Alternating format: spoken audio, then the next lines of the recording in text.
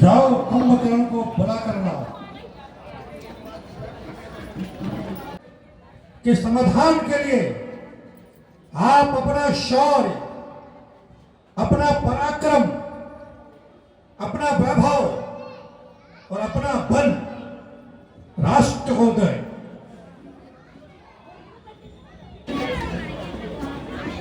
भैया सतकंदर, क्या बात है? विजय संकट आन पड़ा है, आपका मुंह भी सूख रहा है। भ्राता देखो तो तब से बच्चों ने पंचवटी गद लिखी थी, मारे थे खरदूषण तसरा और सूर्पणखा नकटी की थी। इसलिए पत्थर का जवाब पत्थर से ही लिया हमने और उस नाक काटने के बदले नारी उसकी हर ली हमने। अयोध्या के राजकुमार राम और लक्ष्मण जिन्हें घर से निकाल दिया गया है, जो घर से भगाए हुए थे और जंगल में रहकर अपना जीवन यापन कर रहे थे, हमारी बहन सूर्पणखा पंचवटी दंडकारण्य में गई। उन्होंने राम लक्ष्मण से मिलना चाहा। बदले में जब राम को पता चला कि वह दशकंधर की बहन है, तो उसके नाक कान काट के उसे क्रूर कर डाला। अपनी बहन का प्रतिशोध के लिए हमने उनकी स्त्री का हरण कर लिया, लेकिन जैसा हमने समझा था शत्रु उतना सामान्य नहीं था। उनके एक वानर ने हमारी लंका को जला दिया। सेना लेकर समुद्र में पुल बांधकर उसमें से होते हुए उनकी वानर सेना लंका तक आ गई। और पिछले कुछ दिनों से भीषण युद्ध संग्राम में नगापुत्र, अधिकाय, अकंपन, नरोत्तम जैसे वीर महाभट शहादत को प्राप्त हो गए। लंका के लिए उन्होंने अपने प्राणों का बलिदान दे दिया। हमें लगा ऐसे समय में यदि युद्ध लंबा चला तो इससे लंका के कोष पर भी असर पड़ेगा और लंका निवासियों का मनोबल भी टूटेगा। युद्ध को अधिक देर तक चलने न देने का निर्णय लेते हुए हमने तुम्हें नींद से जगाया।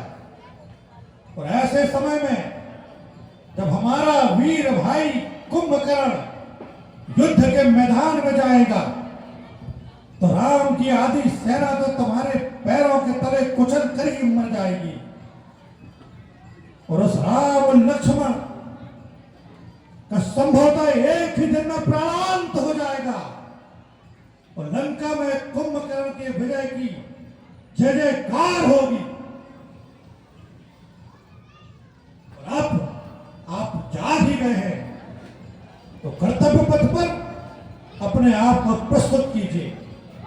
दशकंधर के वचनों को सुनकर कुंभकर्ण जी बोलते हैं, दशकंधर के वचन सुने कुंभकर्ण दिल खान, जगदम्बा हरियाणी के सठचास कल्याण।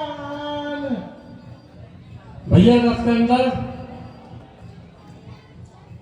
आपने जगत जननी माता सीता का हरण करके अपना कल्याण चाहते हो। आप जानते हैं जगत जननी माता कौन है? अरे जगत की जननी, इस जगत को जिन्होंने जन्म दिया, तो आपने उनको हरण कर लिया।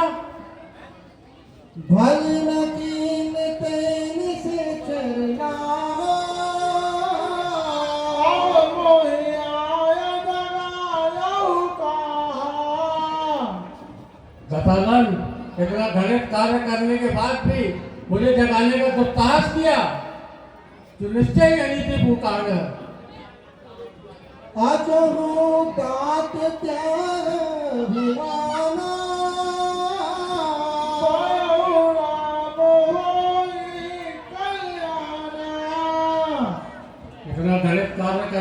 पहले यदि आपने मुझे जगा लिया होता या मुझसे थोड़ा सहाय मशवरा कर लिया होता तो शायद यह अमंगल कार्य न करने देता आपको। दिन विचार तुम कार्य ठाना, बातें नहीं होई कल्याणा। यह जो कार्य आपने किया है यह निश्चय ही नीति पूर्वक है और यह नीति और धर्म का पथ को त्याग कर आपने यह कार्य किया है। तो मेरी सभा माही 10 कंदर, कार्य कुशल नहीं को मंत्री वर। आपकी इतनी बड़ी सभा जिसमें सारे मंत्री बुद्धिमान मंत्री विराज हैं, एक भी बुद्धिमान मंत्री वो नहीं बचा क्या जो आपको यह सलाह दे देता कि यह कार्य न करें, पराई नारी का हरण कर लाए। जाओ असहाय रहे दो भाई, तब तिनको नहीं मारा जाए। दोनों भाई वन में भटक रहे थे, अकेले थे। उस समय आपने युद्ध क्यों नहीं किया? उस समय युद्ध करके आपको उनका वध करना था और बाली को आपका सच्चा हितैषी परम मित्र था। उस समय आपने उनको क्यों नहीं संदेश भेजा? सारी बानर सेना आज आपके सामने होती और आप युद्ध में विजयी होते। करते शत्रु कर संहारा, यह सब तजी चोरी परदारा। ऐसे समय पर आपने शत्रुओं को नहीं मारा जब वह अकेले भटक रहे थे, पराई नारी चुराने का मन बना लिया आपने। शूर्पण खाकी दशारी नारी, करते इच्छा प्रभु सनरारी। शूर्पणखा इस लंकेश की बहन, इस लंका नगरी की राजकुमारी, उसकी जब नाक कटी थी तो आप कहाँ थे? उस समय आपने क्यों नहीं बदला लिया उन वनवासियों से? त्यागिनी पथ धर्म तजे, हरियाणी परनाथ। राजनीति परमार्थता, तुम सब दीन विसारी। आपने नीति और धर्म दोनों पथ को त्याग दिया और यह जो कार्य कर रहे हैं वह निश्चय नीति पूर्वक है। तात राम प्राकट निर्नागी, पूर्ण ब्रह्म न कहूँ मन माही। उन प्रभु श्री राम को आप साधारण मनुष्य समझ रहे हैं? अरे वह साक्षात ब्रह्मा का रूप है। उन्होंने पृथ्वी पर अवतार लिया है। नारद मुनि ने मुझे बतलाया था। हे दशसी सिंह मुझ रघुनायक, जाके हनुमान से पायक।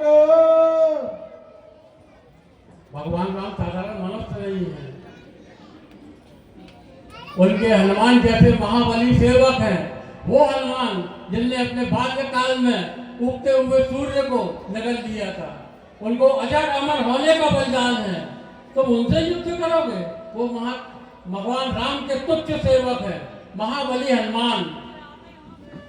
आगे भंग देखी खोटाई, पथ मई मोइन जगायऊ आई।